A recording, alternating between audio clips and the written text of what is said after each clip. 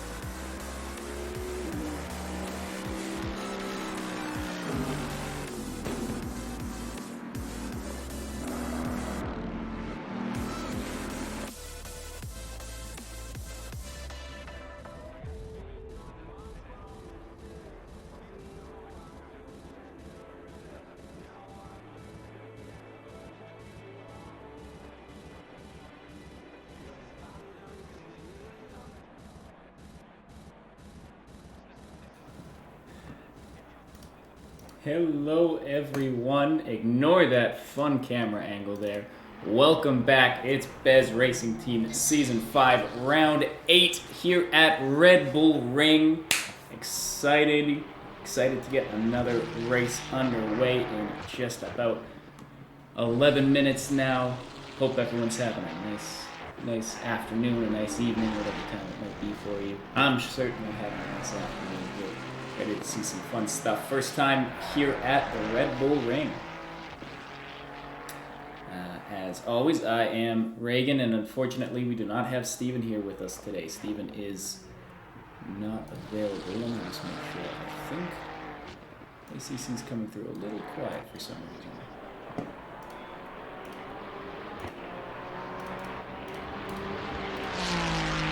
And the chat wants to let me know how the volume level is for both ACC and for myself. I'm not muted this time, which is very good. I'm not going to mute myself for half the stream. Very proud of myself for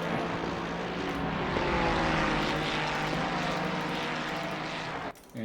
And one thing you might notice here on that on the side there is no dudek at the moment Dudek is not in that lineup. Relatively short list today, but interesting enough. Very good mix here. We've got 3 pro drivers, 3 silvers, 3 AM drivers. So we'll hopefully still be seeing fights up and down the grid here. Red Bull Ring is, again, I think, second newest track in the game, next to Nürburgring. And one that I'm sure these drivers are excited to be tackling today. It's a very cool track, very flowy, relatively short. It might be one of the shorter laps. I don't want to say it's the shortest lap name, because that doesn't seem right. I know I've seen, I think Laguna Seca is, Laguna Seca is shorter, I believe.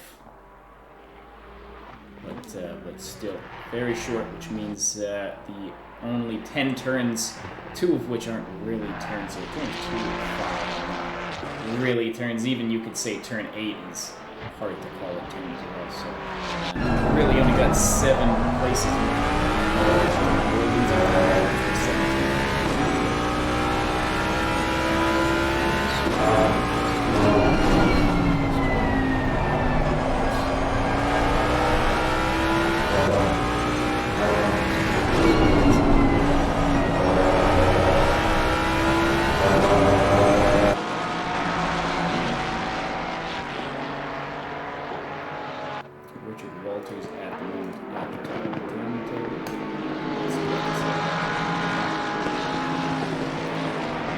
Get some times out there. We've got personal best there for Richard Walters, 29.13, and that is certainly not going to be improving his time there as he goes into the wall. But 129.13, Tristan Stork right behind with a 129.2, 29.5 for Kurt Peters, 29.6 for Macy, I believe the first of our silver drivers to be at the top there. Darren Chan with 130.57, so we've got a big jump there between those drivers who have set times in the 29s all the way down almost a full second from P4 to P5. But then at P5, and you can even see there's a little bit of discrepancy there. ACC TV is being a little mean to us because we've got Nikinen supposedly at a 30.472, slower than Darren Chan at a 5.57. So what has gone wrong there, I'm personally not sure.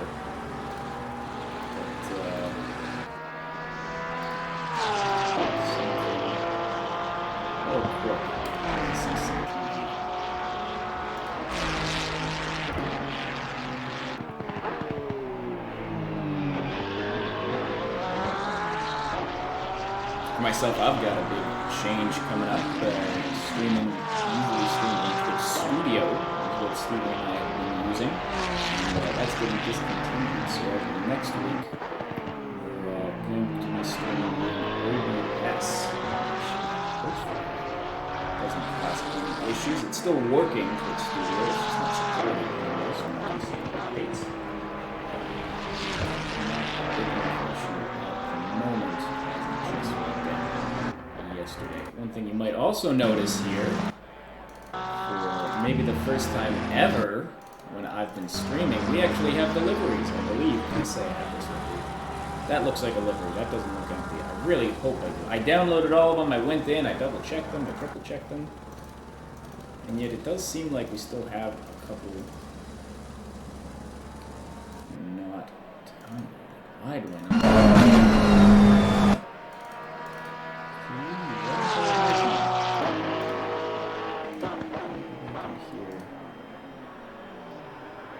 Hello. I got more people in the chat.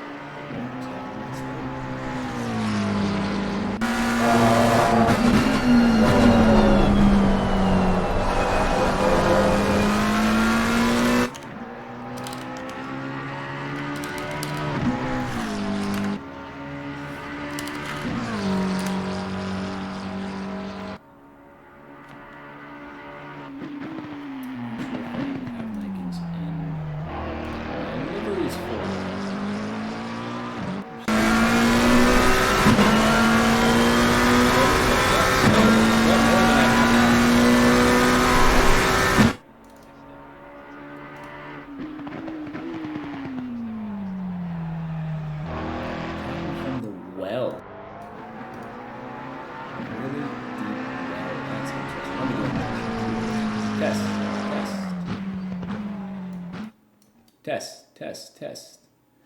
Why? Hello, test. Test.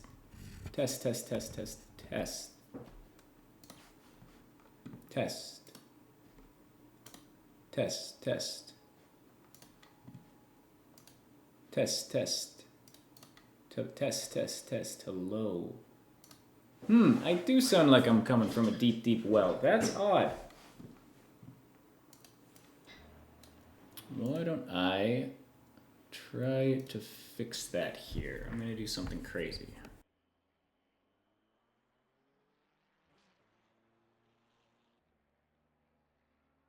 Test. Oh. Test.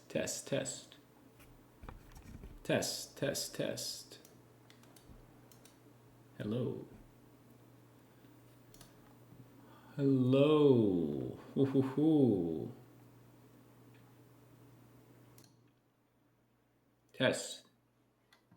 How's that? How am I sounding right now? Let me know if that sounds better. I've turned everything up, turned the game down. Let me get onto an actual driver. In fact, let's just go cockpit. How do I sound relative to the game right now? Hope I'm sounding okay. At least Twitch Studio is telling me that my sound is right in the ballpark. Not too low, not too high, and yet, yeah, when I actually do the sound check, it's a bit odd. Test. Hello, test. I sound echoey. Test. It's a bit echoey for some reason.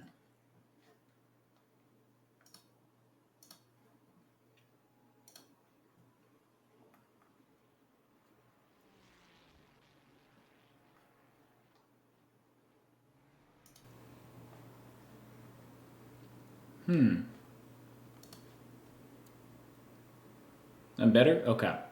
I'm honestly not sure. The game is too quiet. Okay.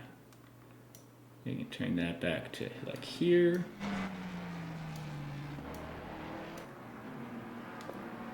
Maybe I'll turn you down a little bit and turn you up a little bit. Test. Oh, okay. Okay, this sounds this sounded a little better in the sound check. Let me know how this is. I'm in Twitch Studio. Not for long. I was actually just saying that I think before you joined in.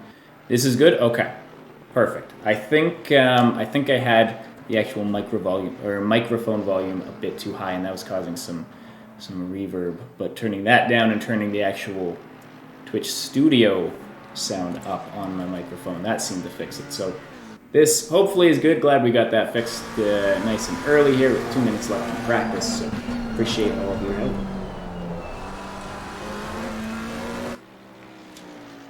It's a nice sunny afternoon here for me. I've got a bubbly. I think that might be a Canadian brand. So I think like a La Croix kind of thing. I don't know. Do Europeans have bubblies? Probably not. I think it's very Canadian. No, that's okay. Twitch Studio's weird. We're gonna be switching to OBS in the next for the next stream. It's called a bubbly, B-U-B-L-Y. It's like a carbonated kind of seltzer water, sparkling water beverage. It's like, so if you take a green apple, if you take the essence of a green apple, and so not the flavor, just the essence of a green apple, and put that in some carbonated water. That's a bubbly, and I assume La Croix and Aha and whatever other brands we have here in Canada. So I'm not sure what they have around the world.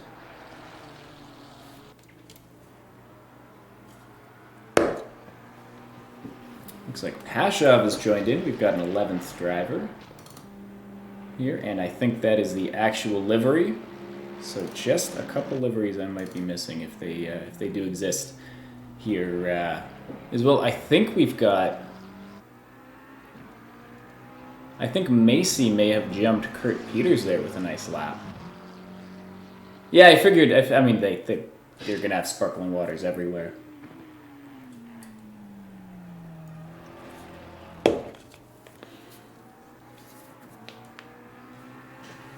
What's the brand in Croatia? I'm curious. I'm curious if it's one I've heard of.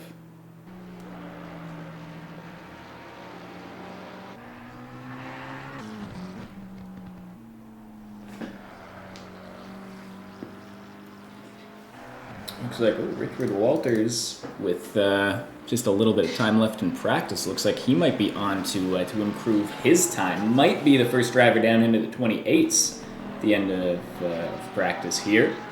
We do see Darren Shan. Looks like he's got some room for improvement. Just a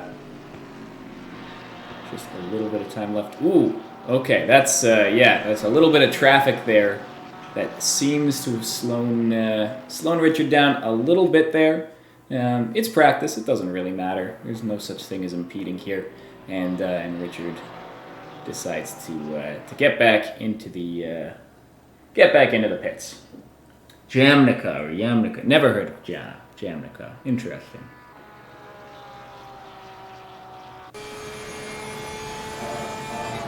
We've got Bubbly. We've got Aha. AHA. We've got La Croix, but I think that's more popular in the U.S. I think that's like the big U.S. brand. Is La Croix. Green light, go, go, go. It's also like twice the price. For some reason. Their fruit essences must just be more expensive than the Canadian fruit essences.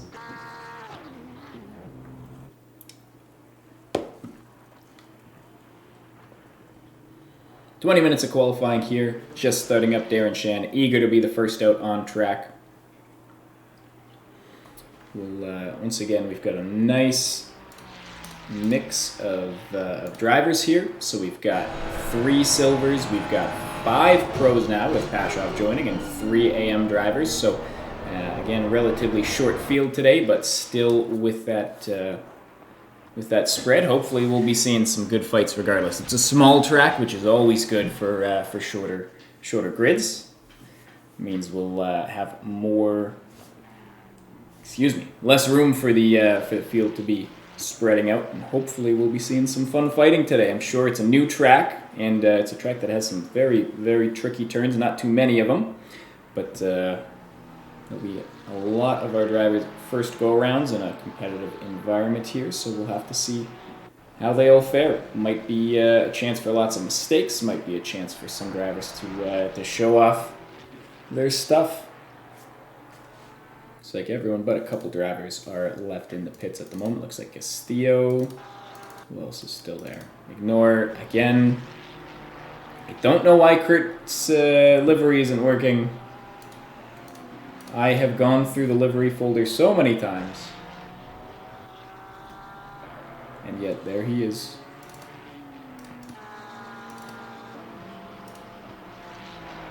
Let me...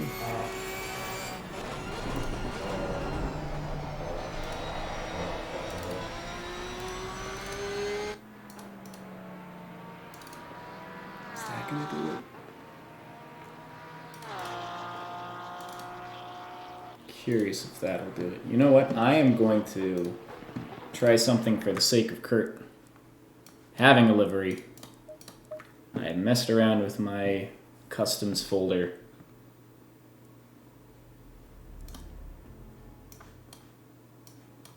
I'm going to be very happy if this works.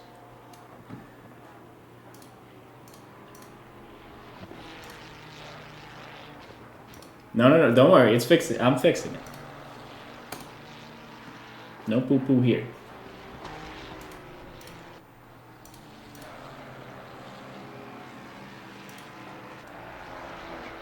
Kurt, come on, Kurt. That's a livery. Ha-ha! How many drivers don't have liveries right now? That's good. That's good. That's good. I might have... Do I have all the liveries, please? I think, Richard, I have. Do I have Haubin's livery? I don't know. I genuinely don't know if I have his. But I do have Kurt's now. This is good. I'm trying, I swear.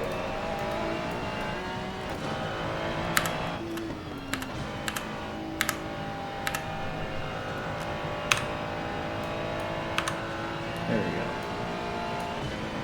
go. It is all that matters. Thank you. Thank you. I am trying my best, and looks like so is Pashov. Let's get the actual personal best, and most importantly, the personal best delta here.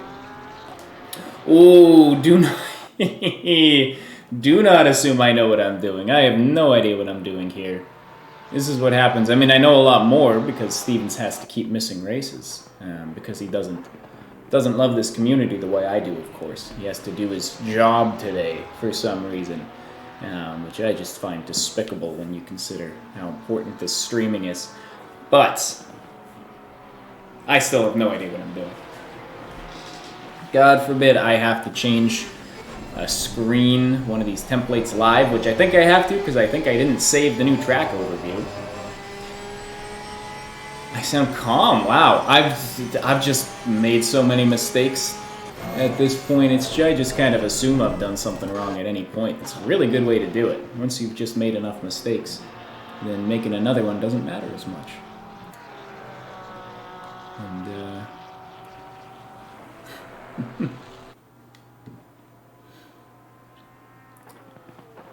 and it looks like Macy very quickly puts in a lap with very few mistakes. 28.822 jumps to the top. And that's a big gap he's got to the next driver there at the moment. Almost more than 3 tenths to Pashov. Though Pashov, I think, just put in a new lap himself to jump to a 28.992. So very quickly, we've got 2 drivers in the 28s where we didn't have any in practice. That's, of course, usually what happens. People are ready to push at their hardest. Here we've got Kurt Peters in a beautiful livery that actually exists. Going into turn 3, the biggest braking zone on the track, uphill, very tricky. I mean, the uphill is nice, but it also means it kind of gives you that false sense of security that you can get a little greedy on the brakes. So you really have to know how far you can push yourself into that braking zone. And on the opposite side, now we've got a nice downhill braking zone into turn 4. Or no, technically turn 5, because this track really likes to pretend that it's got turns it doesn't. Like for example, here we've got... No, we're not at turn 1. We're actually at turn 10 there. Kieran Macy about to set, I believe, his second lap time, though it's not going to be an improvement. Kieran Macy off to the side. Although Hauben's looking like he's going to be improving. Lots of drivers. I mean, Richard Walters hasn't set a lap time yet, who was at the top of the timing tables in free practice. Where is he on track? He's quite early into the... Well, it's hard to even call it early. He's actually right kind of more near the end. It's such a short track that I think, oh, turn 6. Yeah, he's got most of the track left. Well, here he is at the second to last turn. Says he's 1.7 seconds up. What he's 1.7 seconds up on, we really will never know, but everything looked neat and tidy, so let's see what happens when he crosses the line. Jumps to the top. Wow, blitzes the field there. 3.5 tenths ahead of Kieran Macy. That's a 128.467. Really nice lap early on in qualifying for Richard. 12 minutes left here, about 13 really, and 11 drivers out on track. Well, 10. Bryce Prevost decided to take a breather. That 130.12 is currently 7th, and now 7th out of 9 drivers, as we have 2, Castillo and Darren, who have not set times yet. Now, I have to admit, I have not driven this track in ACC. I've driven it in Assetto Corsa. I've driven it in iRacing, but I actually just bought the DLC about 15 minutes before I started streaming. So I know this is a track with very odd, difficult, what would you call them? Track limits in iRacing.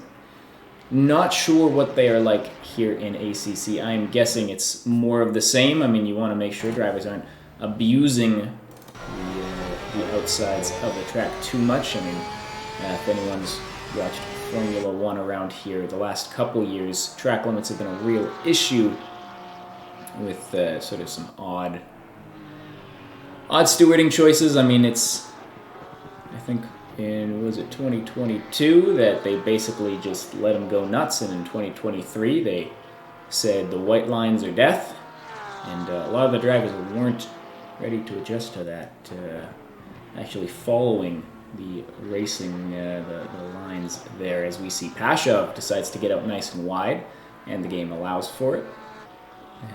And that is not a bad turn number 5 for him, but still showing just about even on his fastest time. He's got 3/10 still that he needs to gain if he wants to catch up to Richard Walters for first place.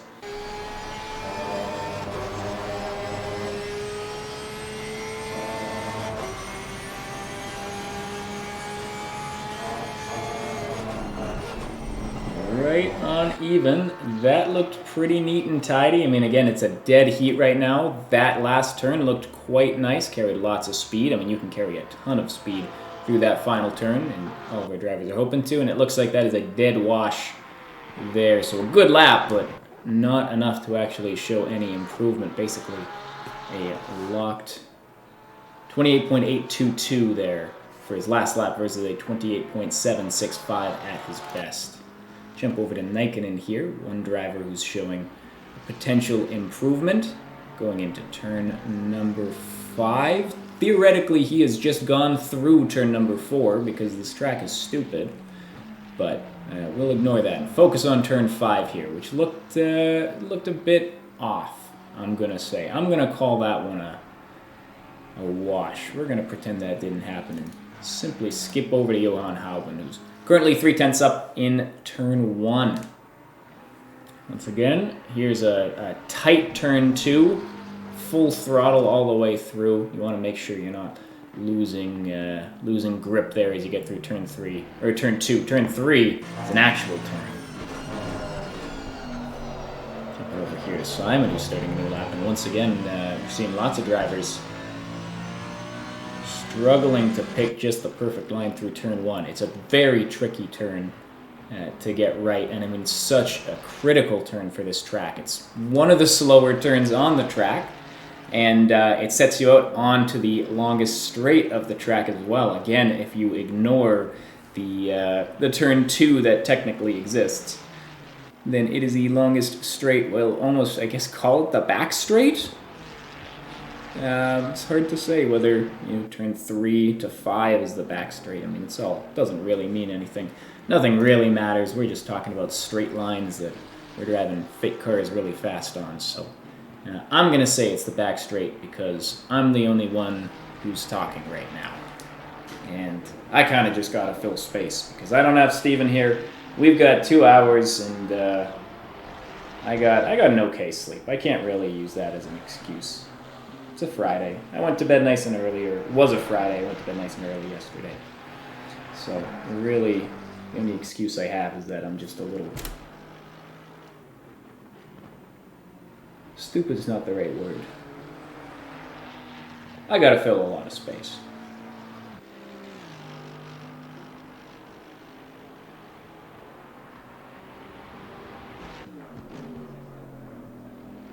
Found out about, if any of you are interested in Ukrainian revolutionaries / anarchists, learned about Nestor Makhno yesterday. He's I'm of Mennonite origin. I'm Mennonite born, and I was taught not to like this Nestor Makhno guy by the other Mennonites, but as is usually the case, it's more complicated than that. So he's a very complicated, interesting figure from Ukraine in the 1900s. So there's your little, it's not even really a history lesson. There's just again, me trying to fill space here with 7 minutes left in qualifying. Richard continues to stay at the top, has a slight improvement to 122 or 28.122. Stork down to a 28.577, and Pasha at a 28.695.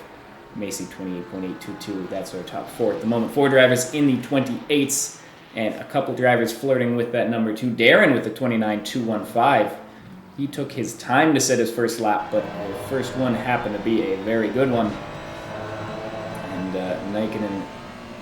Kurt Peters right with him with a 29.267.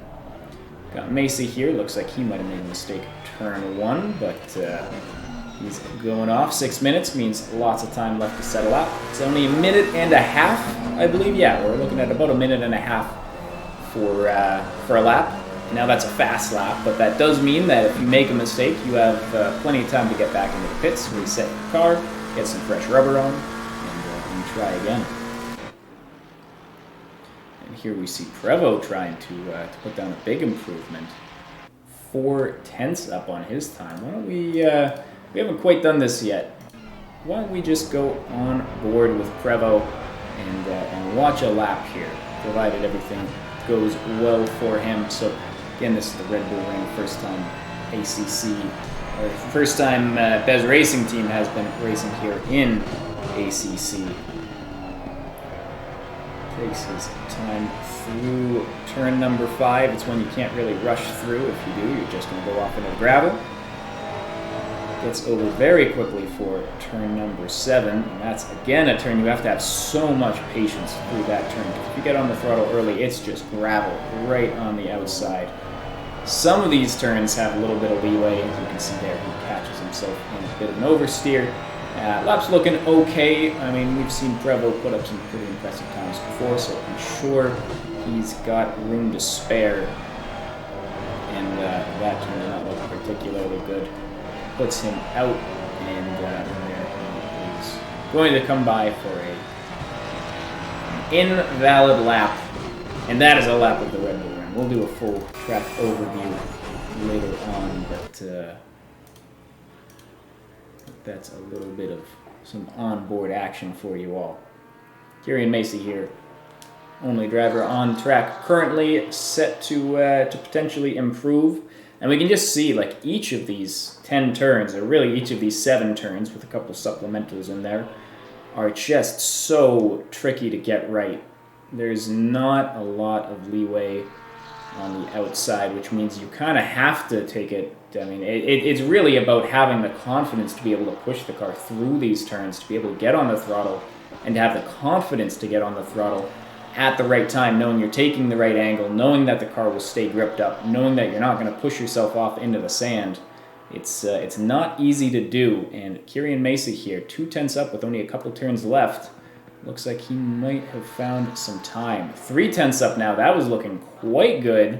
Comes around turn 1. That looked pretty neat. Little bit off the apex. Loses a little bit of time. We'll see if it's an improvement regardless. And it is just enough there. A 28.670 for Macy. Jumping into P3. Pushing Pashov down into P4. So really nice lap there from Macy. Didn't quite put together turn 10.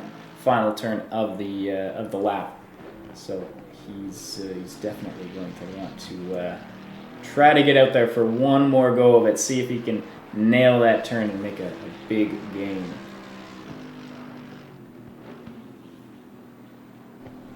Got here Simon in a bit of a fight for 9th and 8th. 2 drivers closest to him, only separated by a couple tenths. And a little bit of a gain is not going to be coming his way, as that is the sand. Sand is generally not as fast to be driving on as tarmac. That's a little pro tip for our beginner drivers out there. Anyone who's listening wants to pick up some speed, I would tell you stay on the track. That's probably my pro tip of the day. Don't go in the sand. Pashov, usually a driver to be following that, although car's looking a little janky there. Might be some internet issues. Hopefully not from myself. Everything's looking okay. So I wonder if... Oof! Yeah, jumping around a little bit there.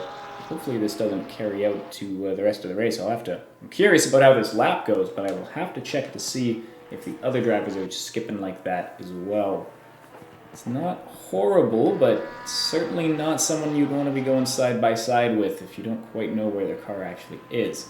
Regardless, we do know that his car was quite fast in that lap. 28.447 there for Pashov into P3. Let's take a look, see if Darren's jumping around like that. And he's looking a lot smoother, although the car's looking bumpy. And I'm pretty sure that's on the track rather than the internet, though I hope that's the case.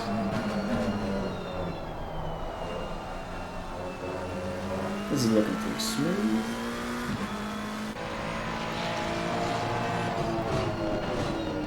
Darren here going into turn 1.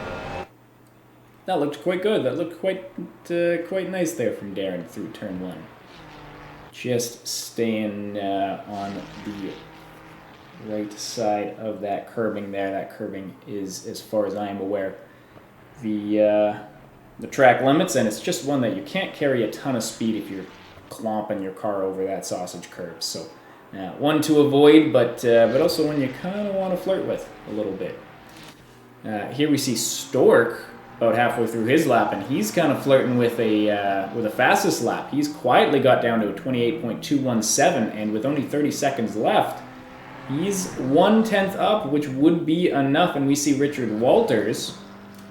He's going to jump over to him quickly here.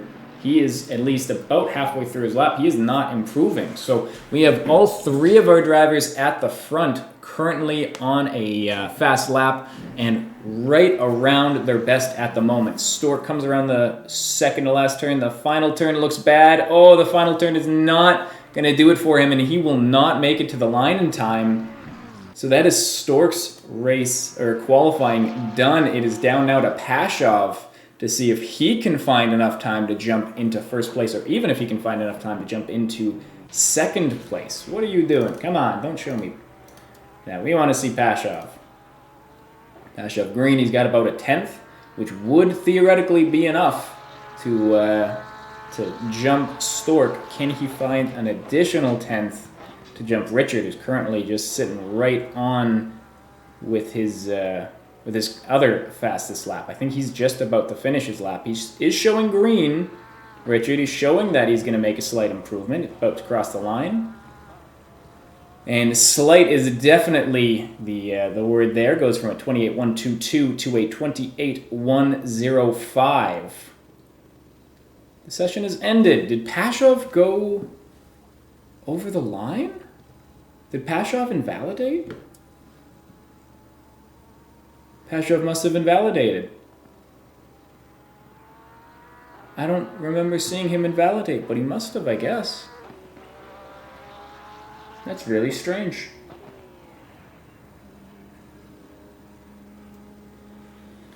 Darren, you're not looking forward to this. Oh, this is a great track. Why wouldn't you look forward to this? Good qualifying, P6, 29.2. Well, yeah, but nothing easy is that fun. I mean, that's not necessarily true, but at least in this case, you know, if you weren't struggling, it wouldn't be quite the same. You just what's even the point? Macy has had a very impressive practice and qualifying. That I definitely will agree with. And one thing we'll do now, hopefully I changed over. I might have to do an edit here. Okay, perfect. We do have the Red Bull Ring track overview available. For some reason, the name didn't update when I saved it, but it did save the actual video that Steven has so nicely prepared for me. So here we will do just a nice overview of the Red Bull Ring. Going into turn 1, the Niki Lauda curve. I would recommend not taking it the way that this AI driver has. Generally, that would probably break some wrists if your wheel was moving like that, but regardless, we're into turn 2. Turn 2 is a lie. It's a bald-faced lie. Turn 3 is the real turn 2, but whatever. We're going into Remus curve. Longest straight into a heavy braking zone. Obviously, a good opportunity to go for an overtake. Going through, again, technically turn 4. This little curve here is considered turn 4. Oh, no, it's not. I'm a fool. It's the next one. I've been wrong. I've been saying it wrong the whole time. Schlossgold there. Turn number 4 before, again, this is turn 5. This is not turn 5. That is a lie. before turn 6, Rauch, maybe. Now, funny enough, I'm actually seeing that turn 4 was called Rauch on a different track map, so we may have something going wrong here. Regardless, turn 7, the Worth curve into turn 8, which is really just an extension of turn 7. I mean, a lot of this track is very long and flowing, turns going into turns, little kinks counting as turns, and the final 2 turns there, basically a nice little rectangle you're making, 2 very sharp and yet wide turns. So lots of room to carry your car through, but you have to make sure it's I would call it quite deceiving, turns 9 and 10. It seems like the kind of turns you should be carrying a ton of speed through, and yet, if you actually try that, it's just going to send you off into the grass. So these drivers are going to have to deal with turns 9, 10, and 1, which all sort of have this similar characteristic of being kind of sneaky in terms of you need to slow down more than you would expect for each of them. And yet Aaron is right. This is a very difficult track. I hope you pull out your inner Prevo too. We've got about a minute left before the outlap starts. And I think this is a perfect opportunity for me to flip my laundry that I should have started an hour earlier but didn't. I'll be right back.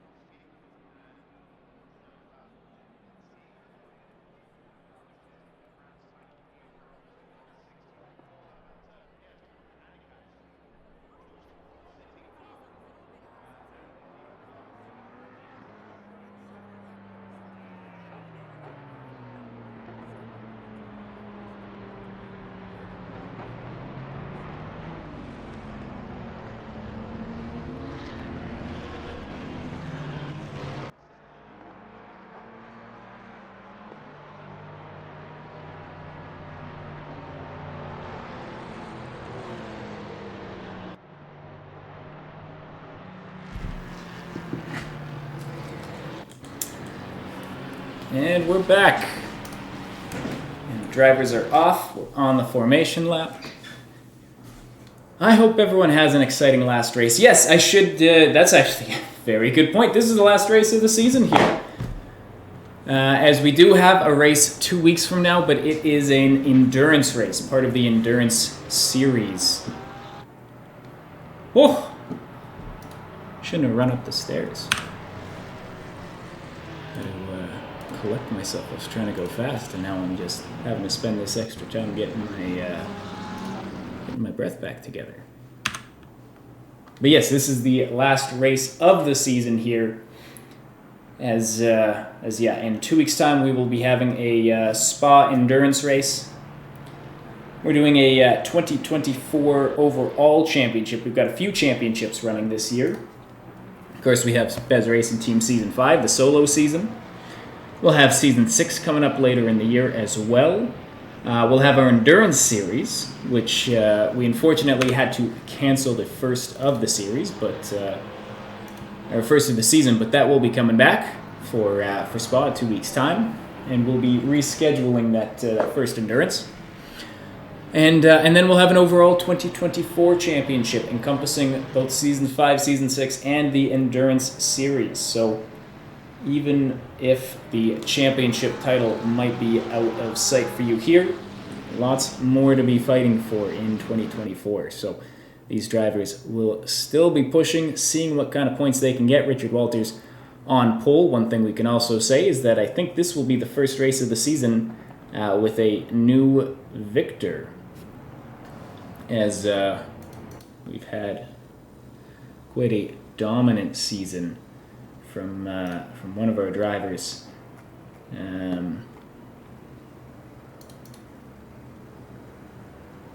Very dominant season from Nico Dudek, winner of, I believe, all of the first 7 races.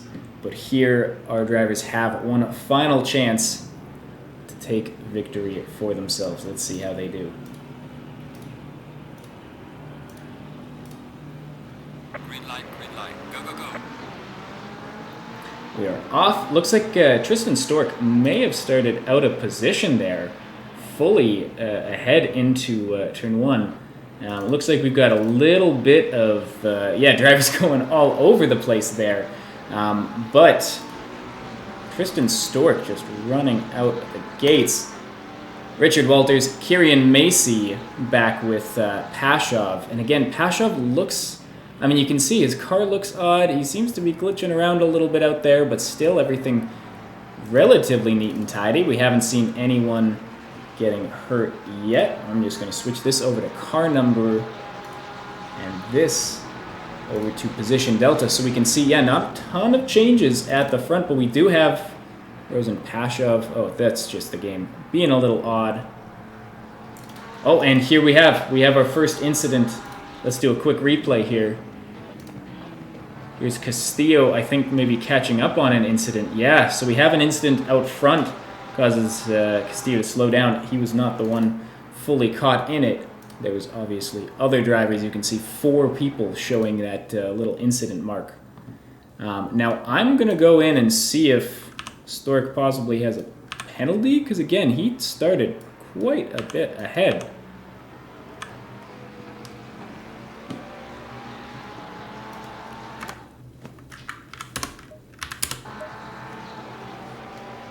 There's nothing showing on the side there. So Tristan Stork simply out in front. Maybe was not so far ahead. Maybe there was just a bit of a break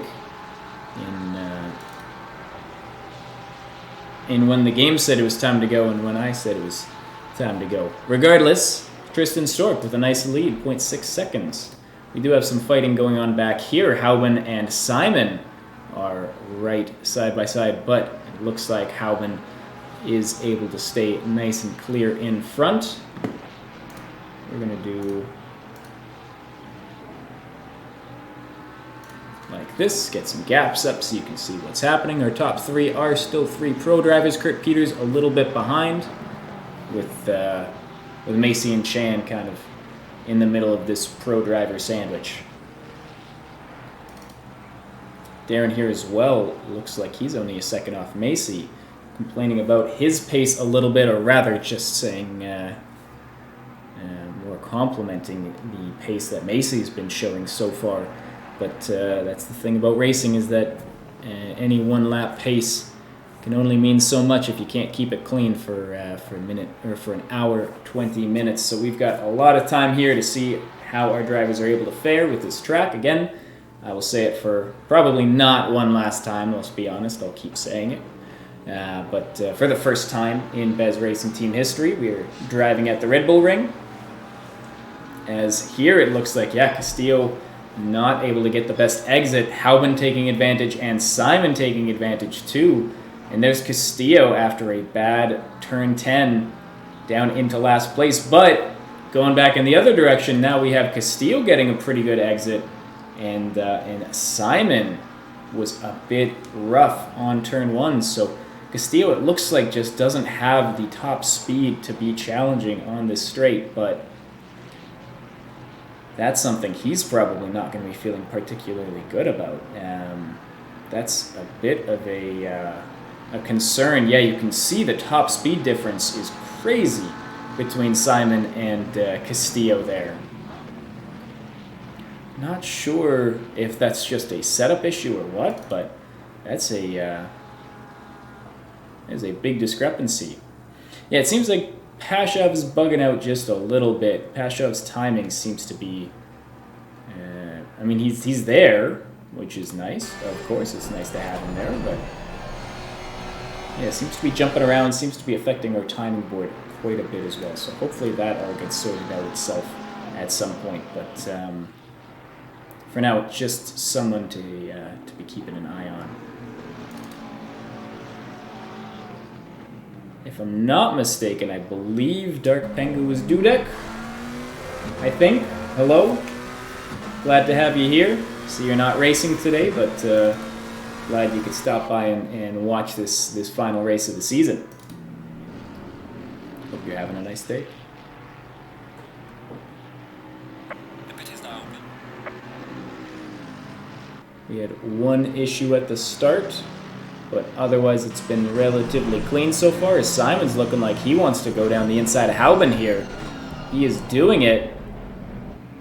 And nice and clean. He's not able to get the exit that Hauben does. Hauben stays in front, and Simon's going to have to go for another attempt. I'm not sure. It could just be that Castillo, rather than Castillo having a slow top speed, maybe Simon's just set up his car for a very fast top speed. Ah, okay. That makes sense. Well, good luck in your 6 hour today. Our drivers only have a bit of a smaller test in front of them, but yeah, 6 hour races. I do love endurance racing. It's always very fun to do. And 24 hours at the Red Bull Ring, that is a big ask.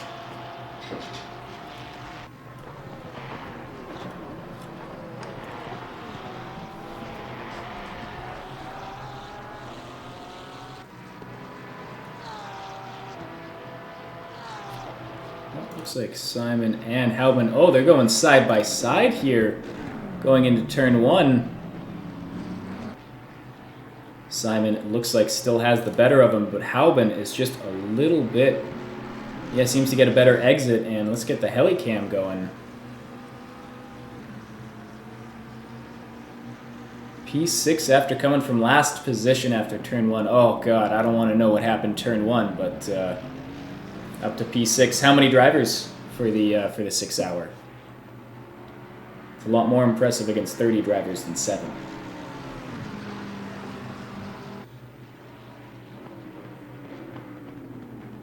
$36 cars. That is a very impressive run. P36 to P6.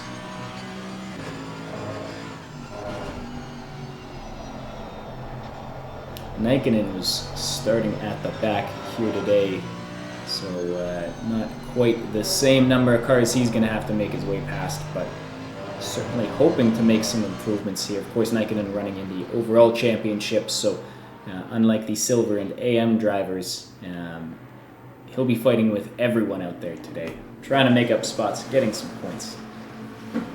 And you can see Simon here, 7 seconds, 9 seconds back, they say. Of course, it's into the braking zone, so I don't know how much I trust that, but Simon here with a big gap. I believe these back 4 cars are the ones who got caught up in that lap 1 incident, and they are all trying to make their way back into the fray with Prevost pretty comfortably 5 seconds behind Darren at the moment.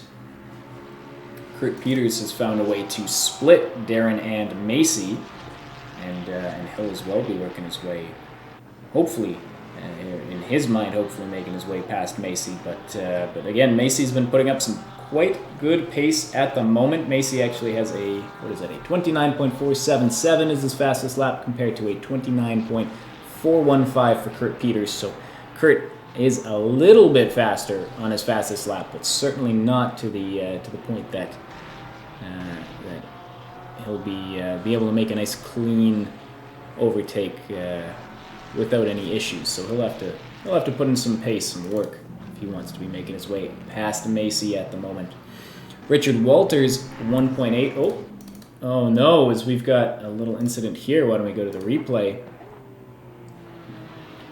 Here's Castillo. It looks like Castillo and Hauben may get into something here. We'll jump over to Hauben. This is still a replay. It may just be a coincidence that the two drivers were showing yellow at the same time, but let's see what happens here. So he's going in. I believe that is... Oh! I think it's just a coincidence, unless... Okay, I don't believe the two came together. So that is just an issue. Oh! As now we've got Simon! We'll do a quick 10-second here. Don't need to do the full replay. Turn 1 gets on the curb on the inside, actually, that causes the spin. And doesn't take any damage, doesn't lose too much other than a spot and maybe some confidence in the car. Hour 10 left, 10 minutes in, and we're seeing a lot of drivers making those little mistakes. Again, it's a short track, but each of these turns is just so tricky. Difficult to get right. You have to have so much patience on some turns, and you have to just be placing your car so well in others.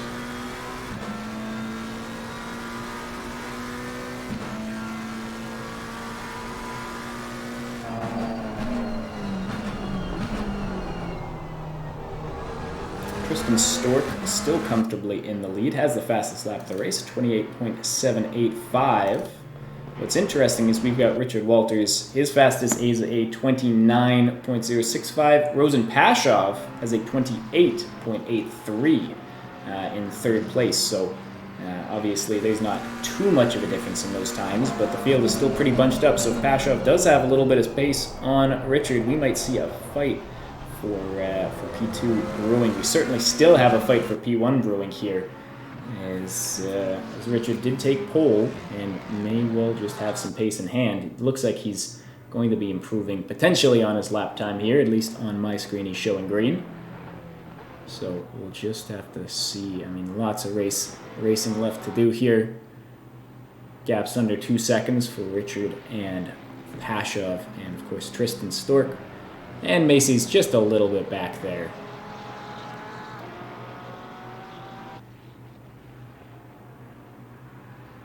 Reading here. Car in front caused mayhem involving 3 other cars, and one of them spun right in front of us. No room to go with cars on the inside and outside, so we were stuck behind that spun car. Oh, and had to wait until it moved.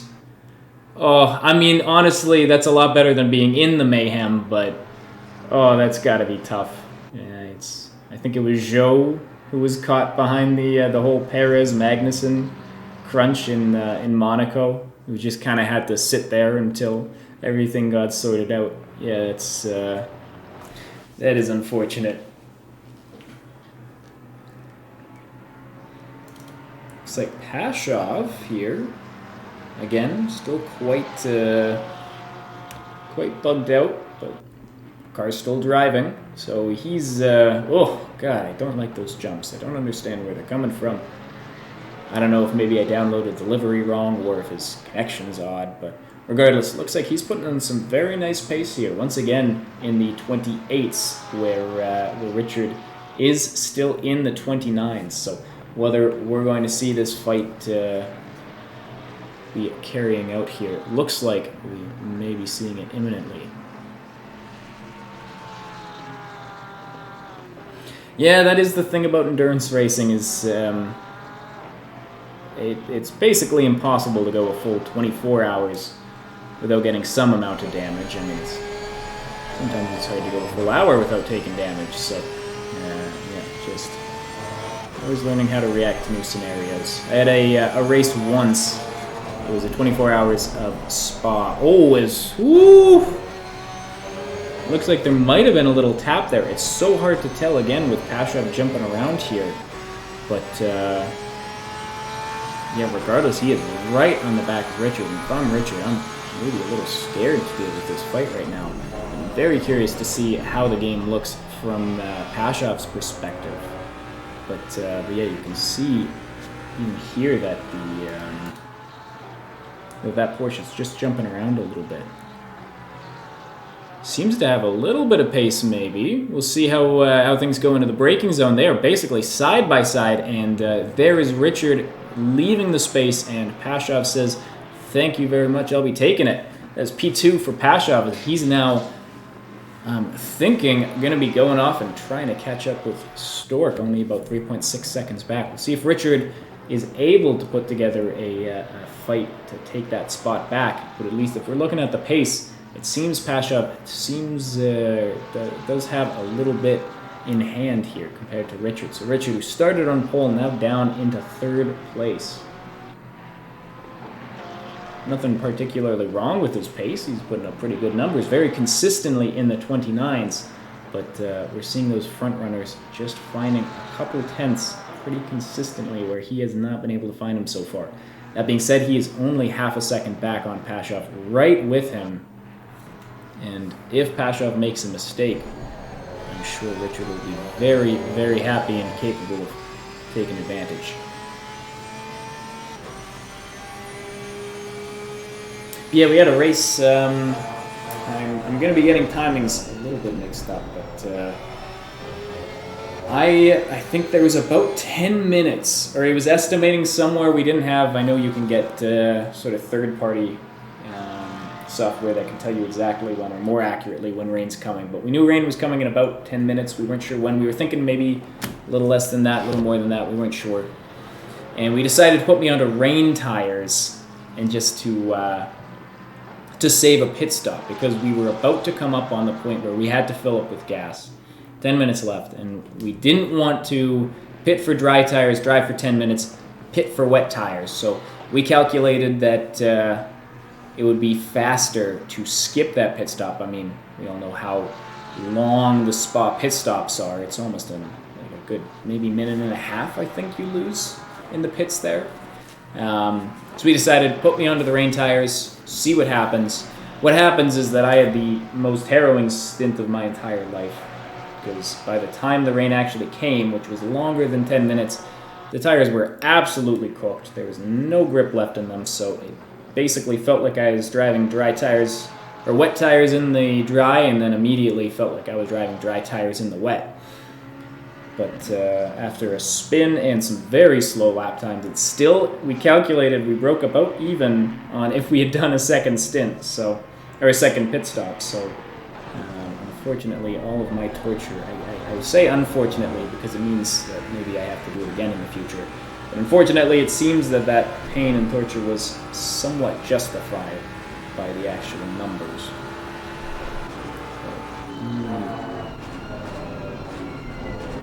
Sometimes the only way you can learn is by taking a weird strategy and seeing what happens.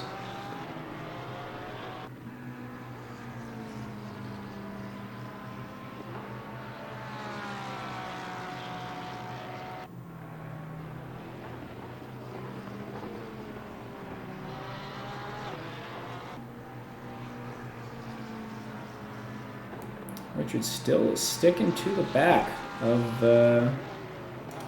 Pashov.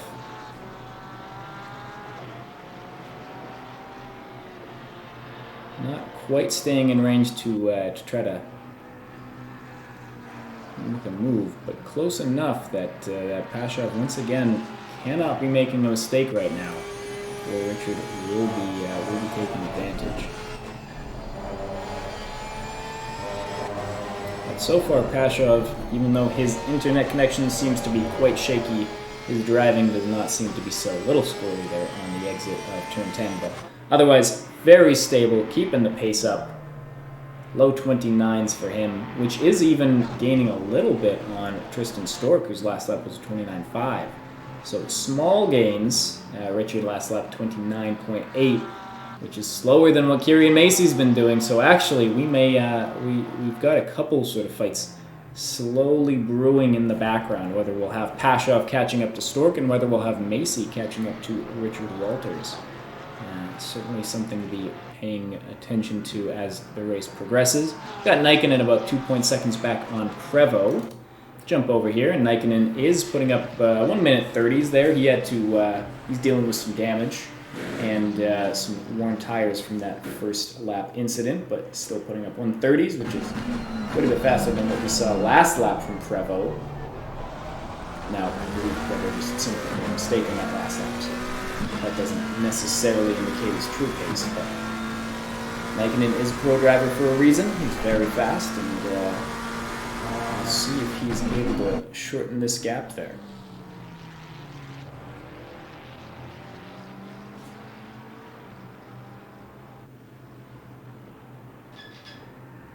Fortunately, I wasn't able to put together these standings, or we don't have the standings compiled just yet, so I don't have a graphic to show you what the standings of this race will, or what the outcome of this race will do to affect the standings. I'd love to be able to show you that. It's the last race of the season, but instead we're just going to have to sit back. I'm sure if any of these drivers are watching it back, they'll already know the answer, and if any of them, or if any of you are not driving right now and are curious, I'm sure you can find that information on the Discord.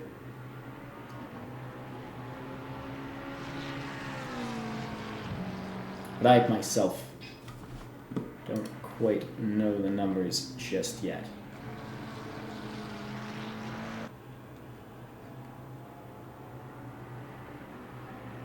Here you can see Nikon catching up to Prevost.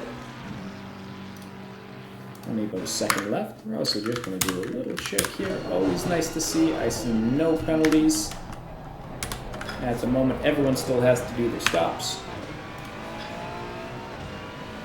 Prevost, yeah, very quickly starting to take some pressure from Nikon. And we can also see that Richard is starting to fall out of that attacking zone on Pashov. So Pashov is continuing to put down some really solid lap times and is slowly widening that gap to Richard and slowly shortening that gap to Tristan. Provo there gets a little squirrely through turn 6, but keeps it all together. 7 and 8, once again, a little bit of a snap there. You want to be carrying so much speed through these turns now. It's not surprising we're seeing drivers just biting up a little more than their tires can chew. That all looked pretty good, but even in the background you can see Nikon just using a little bit more of the track. Looks like he is, oh yeah, he is thinking about a move. He's very close, decides to wait. Has to wait for turn 2 or 3. And unfortunately, as much as I'm sure he would have loved to get a good exit, that is not the exit he was looking for, and that patience is not paying off for him here. Gap is even wider than it was on the front straight. And then after that, goes deep on the brakes. It's a very easy turn to get wrong. It's easy to trick yourself into believing that you can brake later than you can with the it's uphill. It's a nice straight braking zone, and all of a sudden, there you are flying off into the edge of the track. So Nikon once again there missing an apex. It looks like he needs to maybe settle some nerves or get that car under control.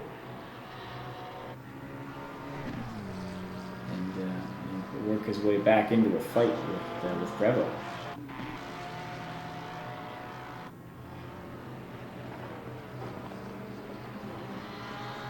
Richard continues to eye the back of Pashov. One thing I've been noticing with his lap times, incredibly consistent. Another low 129. Basically every single lap time Richard has done has been a low 129. Whereas Pashov, he might have a fastest lap, and maybe a faster pace overall. But last lap 29.5, which did allow Richard to start getting back into contention for that spot. So Richard has just been churning in consistent laps, pretty good pace, certainly good enough to be holding him in P3 at the moment, and maybe enough to be challenging Pashov. Pashov is wearing down those tires a little bit more. I mean, consistency, what that can do for your tires, keeping them safe, keeping them nice and happy. It's certainly what we want to be doing. Of course, you want to make sure those tires are nice and happy, so you can ask them what you need when it comes down to crunch time. And it looks like Nikonen's getting into a little bit of a crunch time here. I mean, 25 minutes into the race, hard to call anything a crunch time, but the faster you can get past these drivers that you've got pace on, of course it's the better. Looks like a solid line through there. Coming up on turn 7 here. Just feathering the throttle, finding the right time to get onto it. And this is sort of a tricky spot to be in. Is he thinking about going for a move into turn 9? He has decided not to. He's decided to wait until the front straight. I would be very curious how going too wide into there would go. But right now, this looks a little bit better than what he did a couple laps ago when he was first attacking Prevost. That being said, Prevost had a wonderful exit out of turn 10 and is not actually under threat here into turn 1. And it looks like maybe even catches a better line. Nikkonen missing the apex just a little bit, but still carrying a lot of speed through. Some nice camera angles. ACC did a good job with the camera angles here. Nikkonen being so patient, just waiting for the right time to strike, doesn't need to overtake at any point and sees the opportunity here, gets a nice exit. They are now side by side heading into turn 4. And turn 4, I mean, this is where we see a lot of the overtakes in F1. Let's see how it works in GT3s, and at least here it's looking like it's working okay. Two are still side by side, but oh, they're still side by side. This is a real fight. Nikkonen has to give it up a little bit. Oh, but then maybe makes a switchback there. And that is Nikkonen up into P7. Why don't we do a little replay here. Watch these two drivers. We'll do the helicam here as we go into turn 6. So it looks like maybe what we're seeing is Prevost just went a little deep on the brakes. Nikkonen said, okay, I'll switch it back. I have no problem doing that. They have a little bit of a tap there, unfortunately, with Nikkonen starting to drift out, which you kind of just have to do on that turn. So a little bit of a bump there, but otherwise a very nice move from Nikkonen. Patience paying off, and now released to go fight for P6 with Darren Shan. A long way to go for that 16-second gap, as he's been taking his time behind Prevost, but still 53 minutes left to make up that time. So you can see on our little very JPEG-y track map in the corner there, that's Darren just going through turn 4, so we're about a turn behind here between Nikkonen and Darren, but lots of time for that gap to be reduced.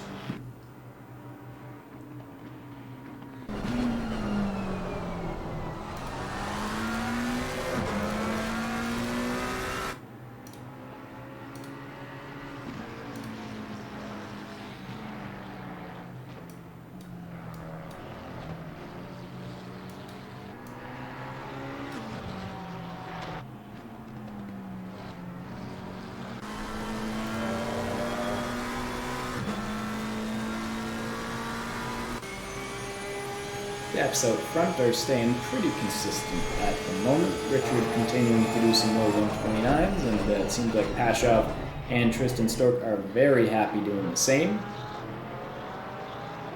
Is Pashov not glitching out? No, he's still glitching out. Just a little bit there in the back. Shadows there, just not doing what they're supposed to be doing. Our drivers at the moment seem very content with where they are. Macy 4.6 seconds back from Richard, so just falling back in the slightest bit. We're seeing a lot of drivers very similar on pace. Kurt Peters 29.7 last lap, Kieran Macy 29.7, Richard Walters 29.4, Pashov 29.2, Stork 29.3, so all of them within 0.4, which is a pretty big gap, but of course each lap you're seeing drivers going a little bit faster, a little bit slower. Unless you're Richard, and then you're just sticking into those low 29s like glue. Just no mistakes, very happy with his pace. See what he does as he crosses the line here. We're seeing a new batch of times. 29.6 for Richard.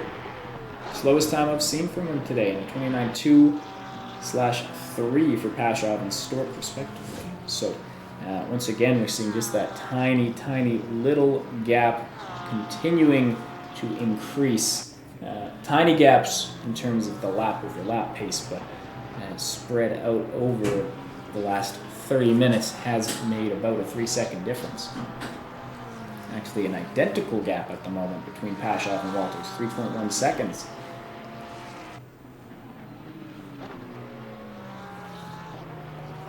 Whew.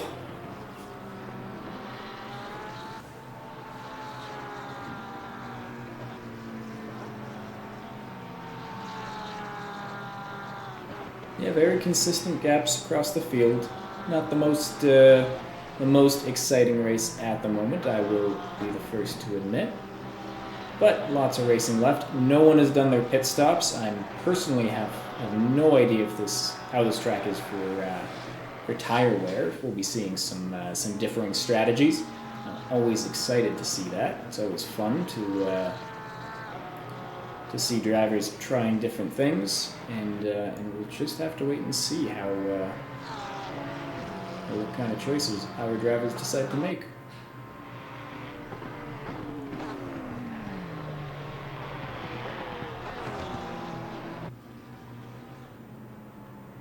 Start getting past Castillo here. First blue flag of the race, I believe. Castillo again, one of those drivers who got kind of caught up in that lap 1 incident. And you can see behind, Pashov has made a mistake. Pashov has made a big mistake there. Seems to have gone off. Let's see if I have enough time to catch it. I think I do. Yeah, we will have to see what he does here. It looks like, yeah, nothing really goes wrong for him, or nothing gets in the way there. He just gets a little greedy on the brakes, goes wide, and I wonder if is there like an issue with the gaps? Because it's still 3.1. Absolutely no change. That's I'm not tired, you're tired. Oh, there he goes. Okay, there's Castillo, or Pashov getting past Castillo. Yeah, I'm very surprised. I mean, it's not the biggest mistake that Pashov made, but certainly not nothing. See, his lap time is coming around here. Last lap was his fastest, 29.1, and here we see a 29.9 versus a 29.7 for Richard. So, yeah, just maybe a half-second mistake out of him, but it wasn't Richard's fastest lap either, so that obviously does have some influence on it. Nikinen has taken off maybe a second and a half on Darren, so that's a fight we'll probably see in about half an hour here. At the moment, very, very consistent gaps. A nice sleepy race, lots of time to fill. Hope everyone's having a nice day. It is high, okay. That's good. That's good. Hopefully we see some drivers being greedy then. Simon being the first of us to go into the pits. I've got nothing better to do at the moment. Let's just zoom in on Laguerre Simon. See how long his pace, or how long his pit stop is. Is he going for a long stop? Is he going for fuel? These are the kind of burning questions that I need answered. He stopped. This is exhilarating. He still stopped. Motion continues to evade him. Simon ready to go at any moment. Oh, yep, hand. Adjust the hand. It can get quite tired. The long race, make sure you want your body and your mind to be in the best shape possible. Still stationary. I cannot emphasize this enough. Simon is not moving. He's been dropped. And off he goes. What a stop. Wow. I was at the edge of my seat there. Simon coming out in P11. Oh my goodness. And let's see if he bangs on the sides here on the exit. Just barely avoids the gaps. Or avoids the barriers. That was something. Let's get back to the racing, but wow. That was a pit stop for the ages from Simon. Stops for about 39 seconds stationary, so making up some fuel, or making up some damage as well as taking fuel and tires. We can all take a breath now. Watch Macy just calmly drive his race car around. All of this in preparation for that ever critical pit stop.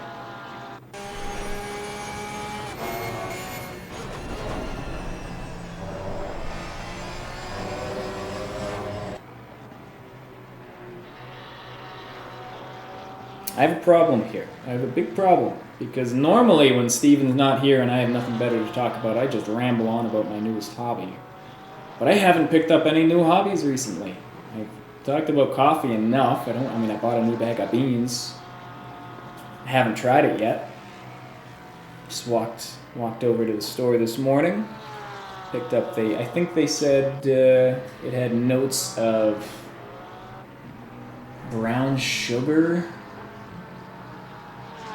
and some fruits. I can't even remember. And God, I started playing my bass guitar again recently. That's been nice. Haven't played it in like 8 years. It's slowly coming back. Very slowly. Oh my God, we've got Prevo in the pits. This is much more important. Let's get the heli-cam for this. All right. Turn off the auto. Let's see what happens to Prevo here. This is big. Prevo stopped. Okay.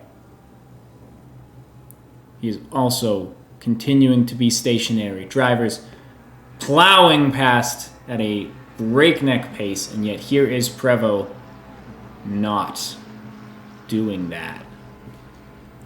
Halban gets past him. Still stationary. Still stationary. Wow, my heart can't take this any longer. Will he continue to be stationary? The answer is currently yes. Castillo has gotten past. Oh, he's dropped. He's going. Oh my God. Oof. In 10th place. And Pashov is pitting. Oh, Pashov's in the pits. He's stationary. He's got the first stop, so we didn't even get to see him move into position, which is, of course, the most exciting part of a pit stop. But he is, and I cannot emphasize this enough, not moving.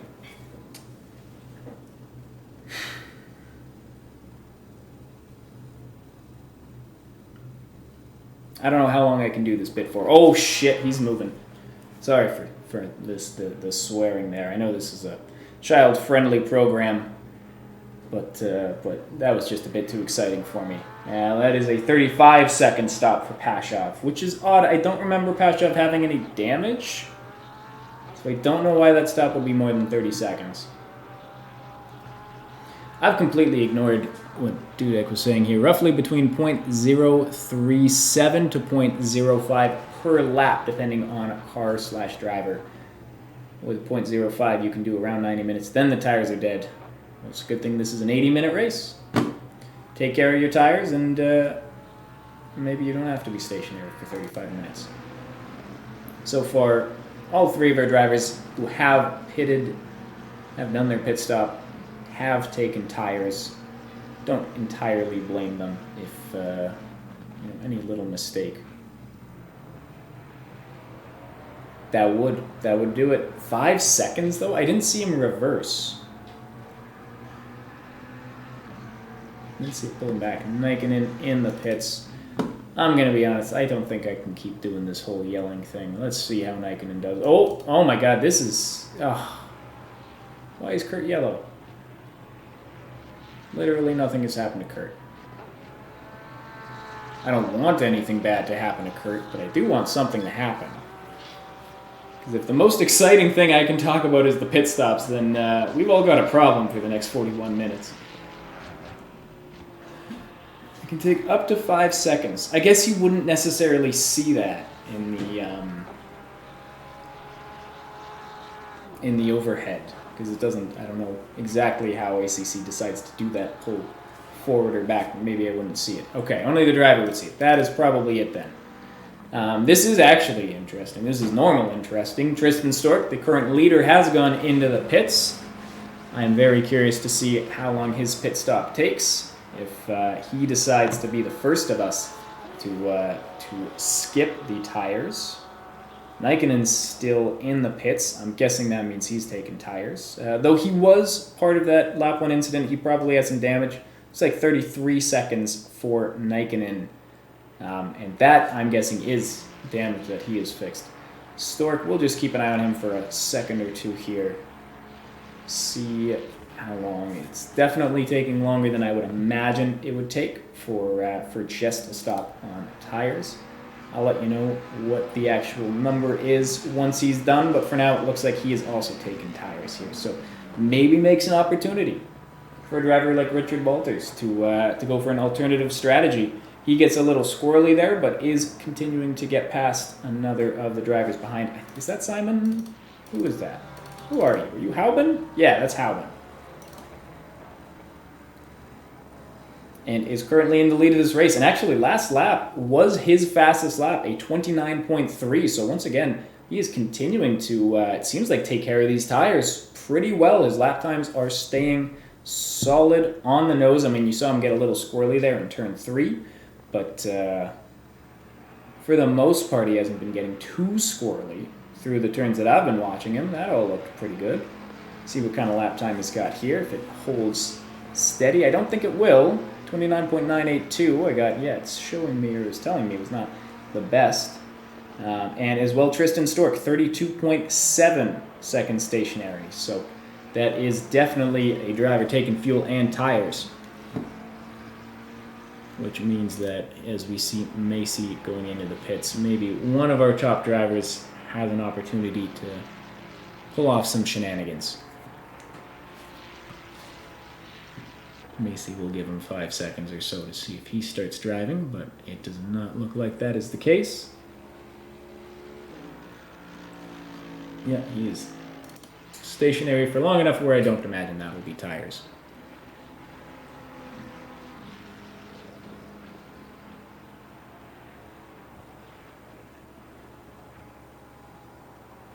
Still says that Stork is in the pits. He's just getting going now.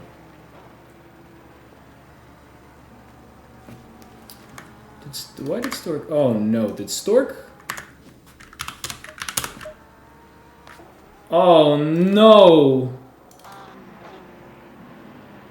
Why does Hauben have a stop-go 30? No, it is Stork. Stork has a stop-go 30. Oh. Stork. Oh, this is a disaster. Stork must have sped. Yeah, exactly. He must have sped in the pits. Oh. That is not how you want to be handling your, what did I even click on? God, I can't actually see my screen outside of the stream here. Let's just, there we go. That is rough to see. Stork going from a pretty comfortable lead all the way down. He's now in 8th place, and that is, I mean, it might not be net as we do have some drivers left to pit, but that is a huge, huge disaster for Tristan Stork now, going from P1 all the way to P8. Stop-go 30 on top of his pit stop. And now he's just going to have to be spending the next 37 minutes wondering what could have been if he would have been able to keep that a little tidier. That hurts. That hurts to see. And for Richard, it creates a big opportunity. Along with, of course, Rosen Pashov, who I believe is still the net front runner, although his last lap was a 29.8.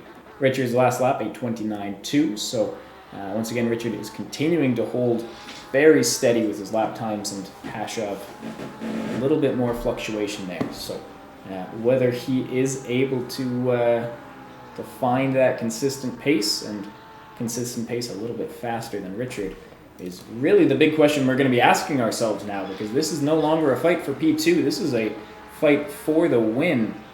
And Richard there, 29.7, so that consistency I'm talking about faltering just slightly, but that does happen as tires start to wear. Looks like Darren's going into the pits now. Oof, almost gets into the grass there. I mean, that looked very fast. Looks like he slowed down in time, but certainly a bit scary there for Darren, or I guess I should say scary. I mean, very good He was right on the limits of how fast you can be getting into that, getting into the pits there.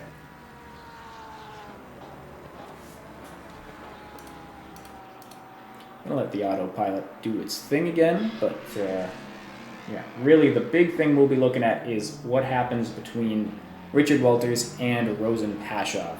Right now we're looking at about a 55-second gap or so. And so far as well, everyone who's gone into the pits has been there at least 30 seconds, which I'm guessing does mean that we've yet to see someone skip out on changing their tires. It does not mean the remaining 4 drivers, including Darren, don't have the opportunity to do so. So that's Richard Walters, Kurt Peters, Darren Chan, who just did 32-second pit stop. That's going to be tires there. So really, all that's left now is Hauben, Peters, and Walters to try for an alternative strategy.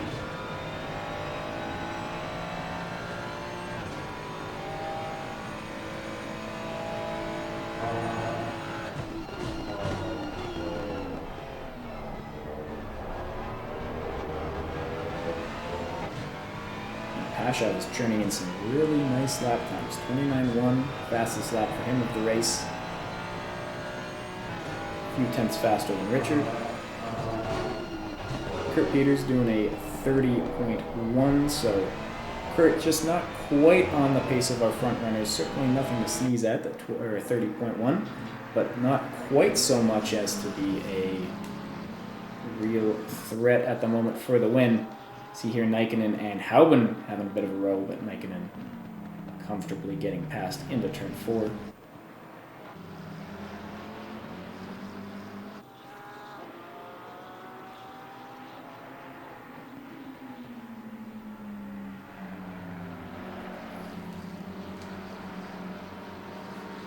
Well, as much as I don't like to see any of our drivers suffer a penalty like that, Stork being at the back does mean we might see some more action throughout the field as he tries to make his way back. Still holds the fastest lap with a 28.990 now. He's improved it just slightly. And he's also only 1.3 seconds back on Hauben. And will then be jumping up to fight with Nikkonen, I'm sure, in some amount of time here. Gaps out front are quite wide. We do have Richard and Kurt not yet pitting. So that'll change things. That'll add a little bit more friction back into the stew here, our friction stew. Hauben. Hauben's right back with Stork. I think Stork might have made a mistake. And here Hauben is. All right, well, thank you. Hope you have a great final stint. Good luck. And I guess we'll talk to you next season. And I think I can say congratulations on the overall class win, overall championship victory. It's not confirmed yet because I believe the stewards are just finishing up penalties from the last race, but that'll all but confirm it. So I'll give you a little early congratulations, and hopefully I don't really see how I could be eating my words. That would be quite odd. So I'm just going to say congratulations and good luck.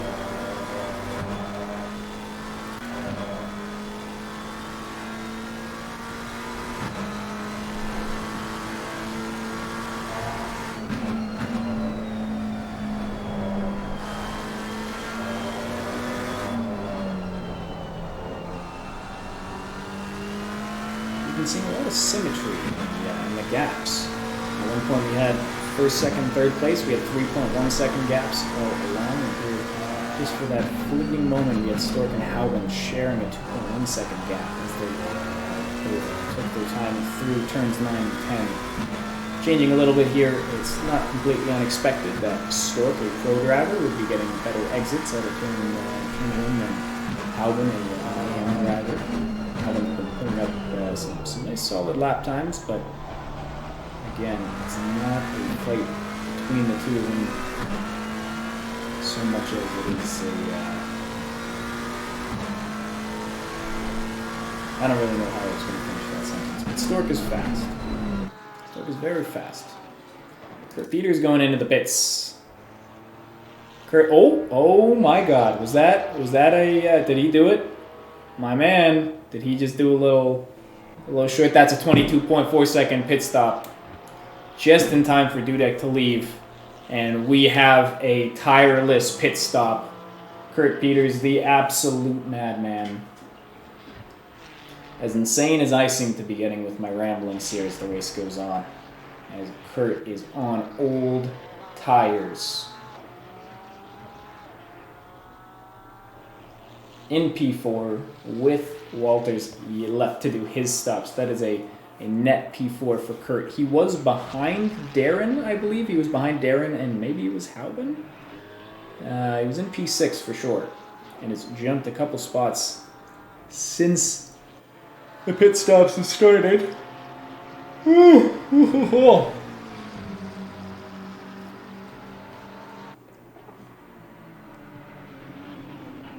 is working his way back here as well. We see that is Nikinen and Stork having a bit of a row fight between McLaren's. Stork gets past. Stork has just been having some absolutely screaming pace. Whether he's just flashing to say hi or flashing to say something a little less pleasant. I'm not sure exactly how they went into turn 3 together. It seemed pretty clean from my perspective, but I was also jumping over right at the end, so we'll see. Regardless, yes, Stork took P2. Oh, as Richard is going in, this is a very important one. Very, very important one. Stork was in P2 at the start. Very quickly, immediately jumped Richard Walters into the lead and had been holding it up until a stop-go 30. Basically ruined his chances of winning this race. Again, no Dudek today, which means we are going to see a new winner in this final race of the season. And all of a sudden, it is between Pashov and Walters. And they're showing me Pashov. I really wish like a side-by-side would be great. I don't have that. So I'm just going to keep swapping back and forth. It seems like Richard is taking tires, and if Richard is taking tires, that almost certainly will push Pashov into the lead of this race. Pashov coming around turn 10, and you can see from the track map that is still a stationary Richard. Richard's still stationary. This is going to be Pashov. And now, taking the lead of this race, Richard is now leading. That was a 33-second pit stop for Richard, so Richard was taking tires. He decided not to make a crazy strategy choice. And off he goes, about 7 seconds back on Pashov to try to make his way back into this race for the lead.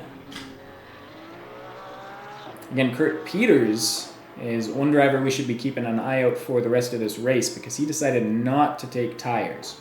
So we may just see the other drivers around him. Darren Chance 12 seconds back, but on fresh rubber. Tristan Stork is quite a ways back, but does have the fastest pace of any of the drivers at the moment. Have to see if, as Halbin's going back into the pits. Oh, Halbin is not pit yet. Interesting. Have to see what happens with Kurt Peters for the rest of his race. It's going to be a very tricky 27 minutes for him.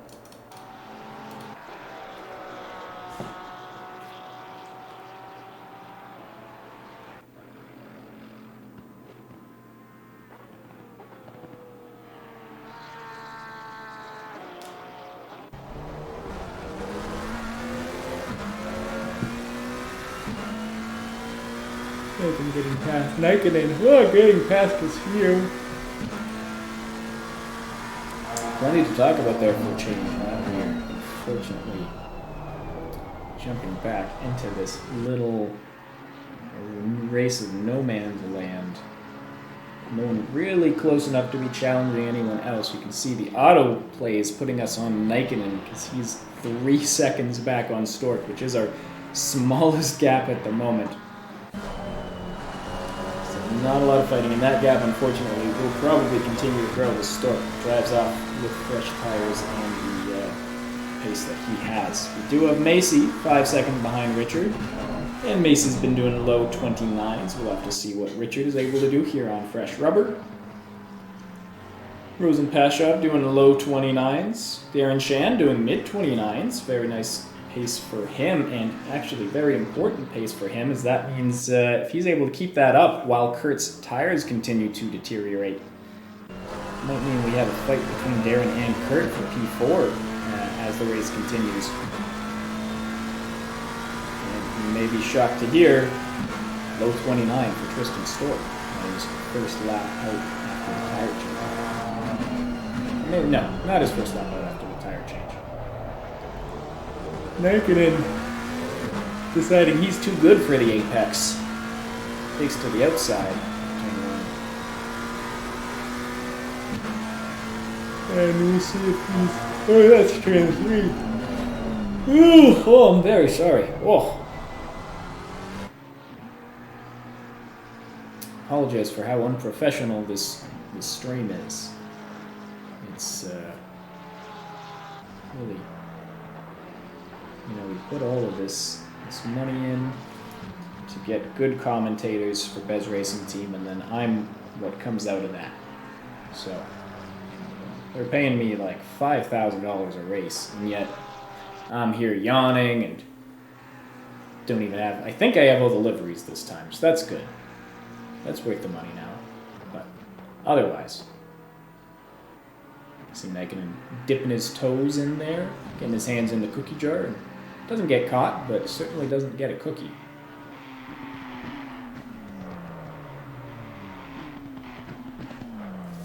Stork showing yellow. Why is Stork showing yellow? Stork, why are you in the pits? Don't tell me you got... Oh, boy. Stork. Why is Stork in the pits?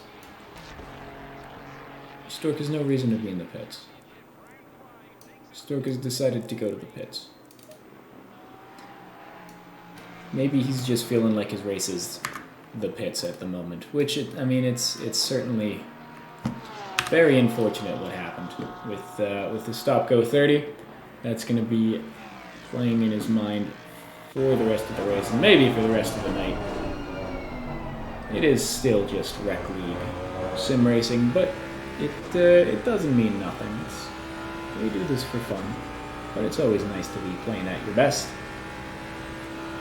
Oh, thank you. Thank you. I appreciate that. I'm trying my best to make some suspense here. I mean, there's not nothing to go off of. Again, Kurt decided to go for an alternative strategy. Thank you, Kurt. His lap times are slower than that of the drivers behind him because he's got just cruddy old tires on a relatively high degradation track, it sounds like. So, maybe we can work with this. Richard just put up a blinder of a lap, 28.872, and he's actually done a 28.820, they say. He has not stolen fastest lap from Stork. I'm not sure why. Maybe he was invalidated the last couple laps, which also means maybe we're going to be seeing some penalties. I wonder if he's got a penalty now. No, he does not. Well, we've got enough that I can at least pretend there's something exciting coming on the way, and then if I'm right, then that's great, and if I'm wrong, then I'll blame it on... Maybe I'll blame it on Dudek for leaving early. That sounds like a good idea. Dudek had to go do a stint, and that is why there's no fighting going on right now. I think Stork may have called it quits. Stork's still in the pits. Yeah, maybe just not happy with how the race has gone. Not feeling like there was much left to be fighting for. And Stork has called it a day, it seems. So that's unfortunate. Down to 10 drivers at the moment. But there's always next race. There's always next season, and Stork will come back. I'm very confident he'll be coming back strong for the next one.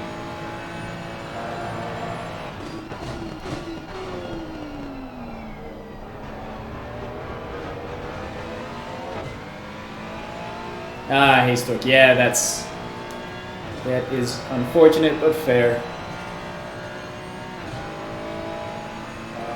can come watch our lovely stream where I will spend the next 20 minutes pretending that there's something exciting that's about to happen. Yeah, that's... I think a lot of us know that feeling of just taking a race that was going well and doing that one thing that kind of sticks in your mind.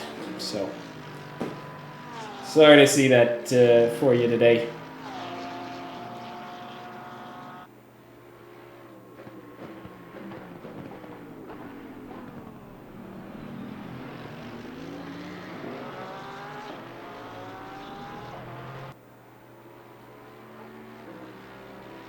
Pashov continuing to be pretty comfortably in the lead, but Richard is showing over the last couple laps some real pace. 28.855, almost a what was that? 7/10 faster than Pashov the last lap. So Richard is really putting in some banger laps at the moment. See if he's able to keep all that together. It would be very nice to see. It would, again, mean that we'd have some excitement here. He's actually showing green at the moment on my screen. I don't quite get to show you everything that I get to see. I mean, I guess that's not true at all. I could just go like this, and you can see that he's even on his best lap at the moment. In fact, he's a little bit up. Kurt Peters, too, doing some nice laps. Let's see what Richard does here. That looked a bit slidey. I really can't tell. I thought maybe he would have lost a little bit of time, but it doesn't look like it. And that is a 28.887, so the consistency is sticking around for Richard.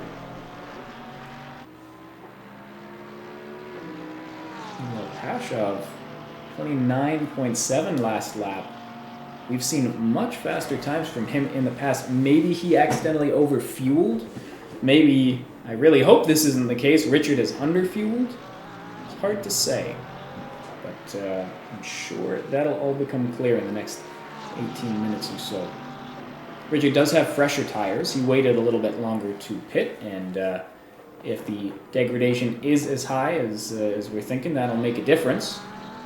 I mean, you can see, yeah, he's actually chunking a lot of time off of Pashov at the moment. 2.8 seconds. I swear I blinked and that was 3.6 seconds. So something going on here. Pashov also 0.7 seconds down in his fastest. So I wonder if Pashov overfueled or something. Or maybe Richard has just decided to find some pace. And he is finding a lot of it. Once again, he's 0.2 up on his best at the moment. A little even after a rough turn number 9, but still, we will keep an eye out for what kind of lap time he does here. 29.9 for Pashov, 28.8 once again for Richard Walters.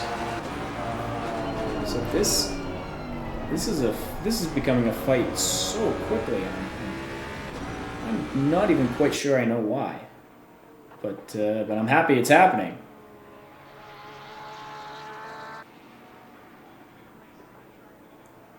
Kieran Macy here, very comfortably in P3, doing good lap times, 29.4 for Kieran Macy last lap. Comfortably in those 29s where most of the drivers, in fact all of the drivers behind him doing 130s at the moment. And he is sticking in those 29s, so he's in a bit of a zone here. You can see he's got tons of room both behind and in front of him. I'm sure he'll be happy just to be relaxing. You can see here Castillo, oh, that is what we will call a certifiable bonk on the pit exit. I was waiting for someone to do that. It is a weird pit exit. It's very tight, very easy to do that, and you can carry quite a bit. I mean, you can get on the throttle quite a bit for before that turn, we'll call it turn 1 out of the pits. And we finally get a bonk. Castillo, at least the one that I've seen. Maybe there's more that I just haven't been able to catch, but we did catch one of them. Is here Richard even faster yet, 28.722. And even though Pashov had a pretty good lap, 29.3 Once again, in fact, I wonder is this how we do it? Yeah, here we go. I can do the last lap side by side, so you can see that.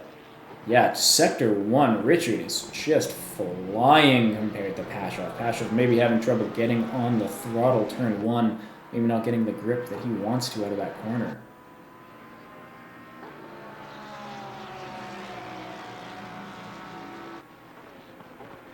Gap down to 1.5 and continuing to drop.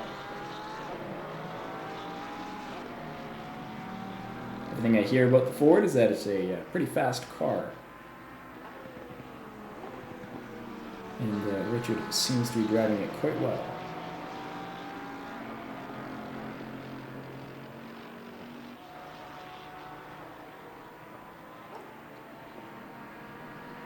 If I'm not mistaken, Richard is British, is English. So ironic, he'll be the only one driving the American-made Ford on the grid.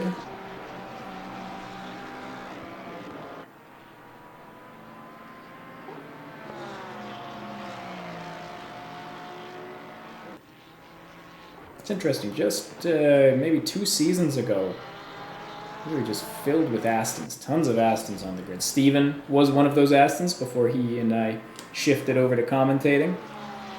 And you just don't see it out there as much anymore. I mean, I don't think we've seen a single Aston on our grid all season. Plenty of Porsches, plenty of McLarens, plenty of Ferraris. No Astons. Somehow we have more Fords than Astons. That doesn't even make sense.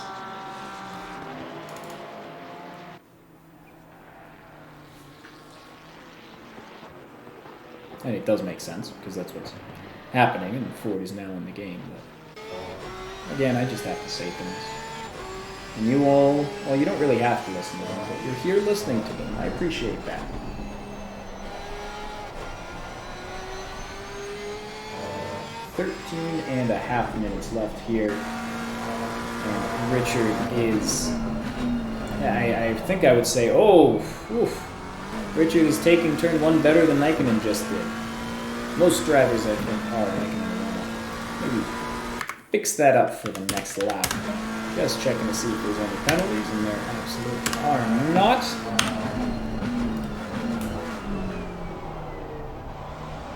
Yeah, I think we can say Richard has closed in on Pashov, is ready to take a stab at this race lead. He started on pole, lost the spot to Stork, and then lost P2 to Pashov. And now, as things are shaken out, Richard has a chance to reclaim that lead.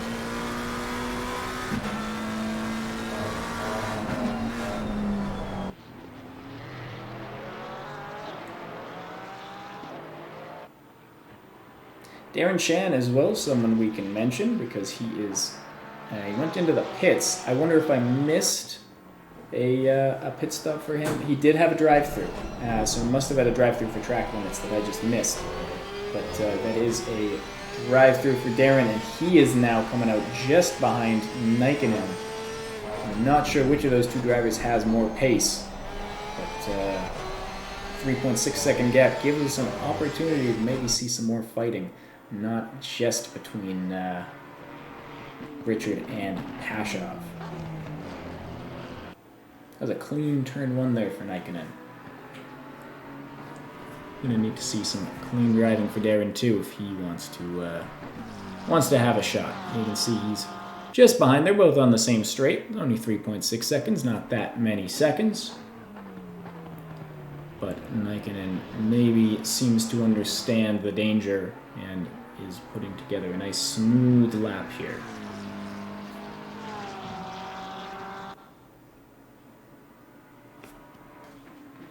The gap between Richard and Pashov staying pretty consistent. It was 1 second, is 0.8 seconds. Looks like they're at dead heat going into turn 3. That was a very nice turn for Richard. Maybe didn't want to get on the sausage curb, but good job getting on the throttle early, getting a lot of rotation. Still 0.8 seconds, so Pashov's not doing a bad job himself. Just going a little bit defensive there. Not too defensive, just sort of, we'll call it a dive bomb reduction system there. But any amount of defense is allowing Richard to get closer. It's the thing, you really got to pick your spots when you're defending, when you need to, and when defending ends up giving you more problems for the next turn.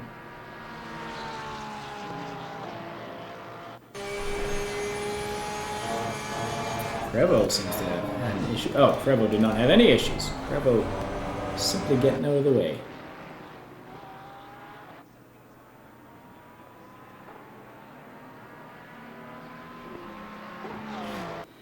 Prevo taking a defensive line there, and Richard happy to fight for the slipstream. But again, it looks like in terms of actual raw pace, the Porsche and the Ford seem to be a dead heat. That being said, here we go. This might be an opportunity. Pashov on the inside, Richard on the outside for turn 3. Who's going to blink first in the braking zone? Both drivers seem to be taking it pretty well. Pashov able to get good grip. They are still close to side by side, and Pashov just barely able to stay in front. But Richard now again side by side for turn 4. Goes nice and wide, trying to go around the outside of turn 4. But once again, Pashov with the shorter line. That Porsche is nimble, and he is able to take advantage of that. Stays in front one more time. And for this lap, it seems Pashov may just be able to stay in front without any issues coming up. Those are certainly the two best opportunities to overtake that this track has to offer. And of course, due to the short lap times, they're going to be getting a lot of opportunities. But Pashov holding off for now. 9 minutes left in the race, and Pashov currently in the lead. Richard wanting to take it from him.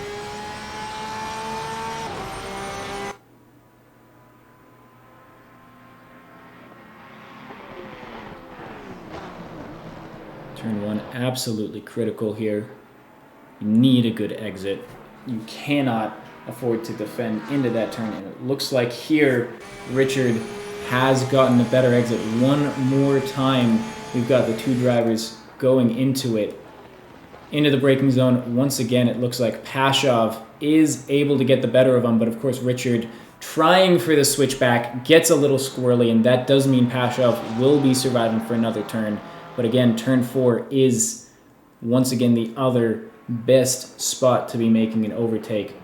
Richard trying around the outside again, maybe even trying for a switchback there, but Pashov is comfortable keeping his car just a touch in front. They're going side by side into turn 6 here, and Pashov may not have the raw pace that Richard has right now, but he is putting his car exactly where he needs to.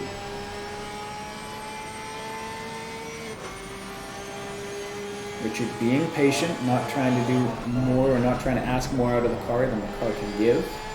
Knows he's got at least a couple more tries, and there seems to get a little squirrely, but it's a better exit for turn 10, so turns 9 and 10 look to be mostly a wash. Richard showing that he wants to go for a dive into turn 1. It would be an interesting choice, and he backs out. That's a nice apex for Pashov, and Richard just a little bit off. We'll see if that's enough. The car is, yeah, it looks like even with the slipstream, Pashov got the better exit, and Richard is going to be on the back foot going into this braking zone. That being said, yeah, Richard really wants to get that switch back, but Pashov is just putting his car where he needs to. This is a joy to watch.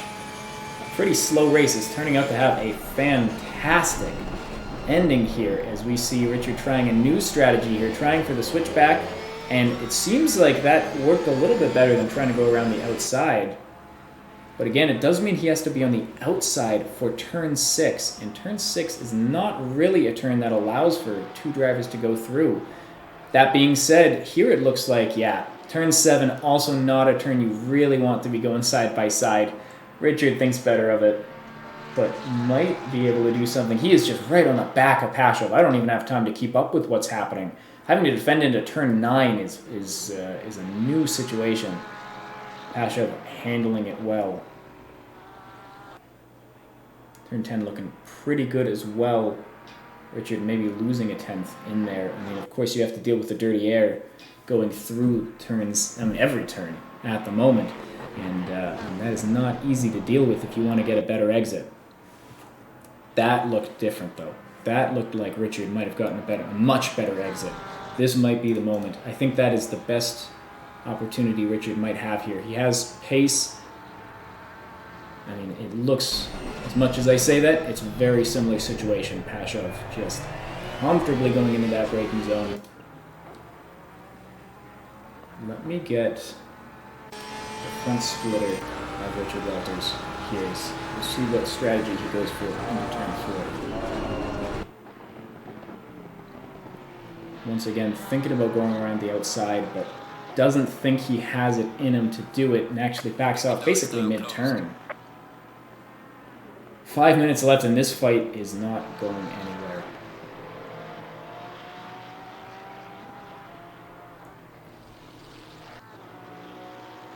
I will point out, while we have a second of downtime, it looks like Darren is slowly catching up to Nikkonen.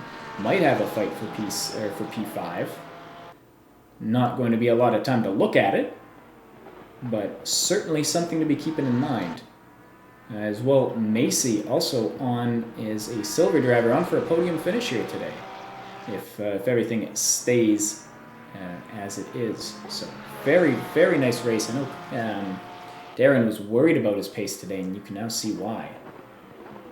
Richard taking some wild lines there. That is, no wonder that didn't work out for him. He is, obviously just trying to get into Pashov's head as much as he is trying to actually make an overtake on track. And forcing a mistake out of your opponents is a very viable strategy. It's one of the best ways to try to make an overtake if you can do that forcing in a clean manner. But that was a little that was a big ask. Richard just said. Richard was maybe biting off more than he could chew there, and you can see that 1 second gap is there to prove it.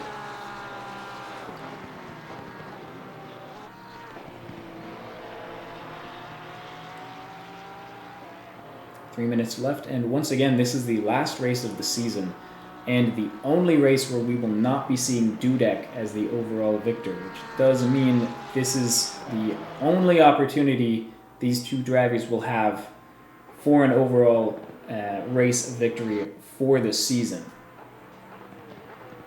And Pashov has won before. He's won before when we had Oystein Brenham dominating the competition for 2 seasons. But can he do it here again today? Richard, I do not believe, has an overall race win. I don't know if he's ever had an overall race win. I know he did not win. I believe he did not win when Brenham was on the grid. Seasons 3 and 4. I can't say that for certain. He's always a driver in contention. He's a fast driver, as he's shown today with his pace in qualifying and here in the second half of the race. He's got the pace to do it, but has he ever had the opportunity? This is certainly one of them.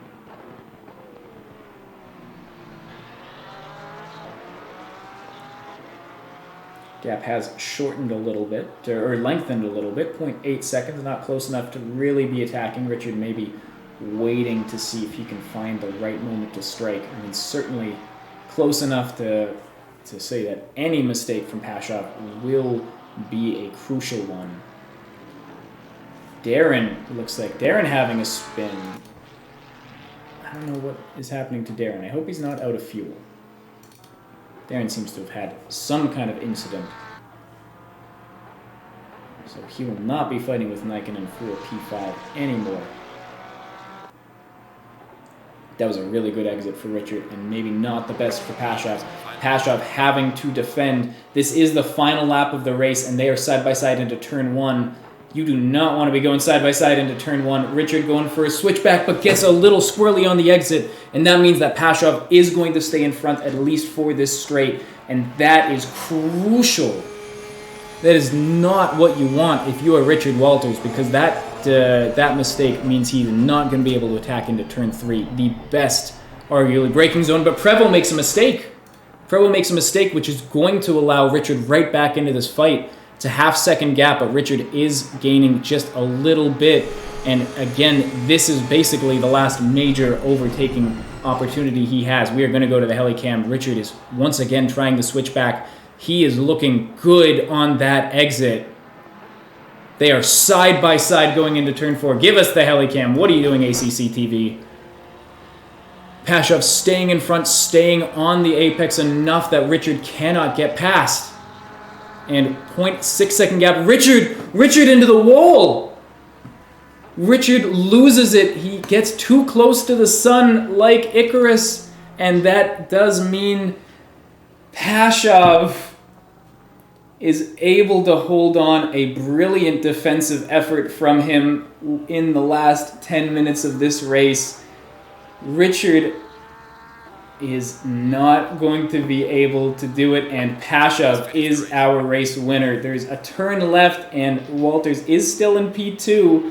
That damage is going to make it very difficult for him to cross the line. It might even be a P3 for him. He is able to stay in front of Macy, a 0.1 second gap, and Richard, 0.1 second. P2, Kirian Macy P3, but of course, what we're really thinking about right now is that battle. Pashov just keeping it together that little bit more than Richard. I mean, Richard put up a hell of a fight. Trying, and just in that last lap, he tried as hard as he could, and this was the outcome. I do not blame him. I'd be trying the same thing. I mean, you don't get many opportunities at a race win, and he tried to take it with all his might, but Pashov held steady where Richard's tires could not, and that is a P2, a very respectable, very, very respectable P2 for Richard Walters, and a wonderful win for Pashov, starting in P3, puts up some great pace, gets past Richard early, which obviously was crucial to allowing him to then have positioning for the second half of the race when Richard did have the pace on him. So fantastic fighting there for Pashov and Walters. Bravo to both of them. And congrats to Pashov for the win. We do have Macy again, P3 and P1 in silver class. A fantastic drive for Macy in the final race of the season. Put together a quiet race up until the end, but a really, really solid one. And Darren Shan in P2, Prevost in P3, and then, of course, Simon, the AM Victor for the AM class. The AM Victor for the AM class, just in case you didn't get it the first time. Well, this was a fantastic little ending. It was a bit worried we might have a slow finish to the race, and instead what we got was some brilliant driving for the win. So glad that we got to see that, and so glad that all of you, whoever's here live, so glad to have you here talking in chat. It's always nice. It makes this a lot more fun for me, and for anyone who decides to watch back later, you had a. Hope you enjoyed that fight that you would have just witnessed here. That was a fantastic ending. Hope everyone has a great rest of the day. Great rest of their evening. This is the end of Season 5 for Bez Racing Team.